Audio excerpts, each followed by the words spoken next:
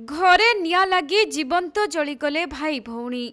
एपरी दुखद घटना घटी केन्द्रापड़ा जिला राजनगर थाना अंतर्गत बलरामपुर गाँव में। मृत भौणीर बयस 11 वर्ष होइथिबा बेले भाई को होइथिला मात्र 9 वर्ष। आज सकाळे बापा माँ बाहर कौनसी काम करुथुबा बेले भाई भौणी घर भितरे थिले। आउ सेही समय रे हठात घरे निया लगी जाइथिला। तेणु भाई भौणी को उद्धार करने स्थानीय लोके चेष्टा करथिले मध्य ताहा संभव होई नथिला।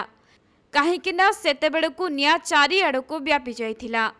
तेबे ग्रामवासी एवं अग्निशम बाहिनी सेठारे पहुंची निया को आयत्त करिबा बेळकु संपूर्ण घर जली पोड़ी पाउंस होई जाइथिला।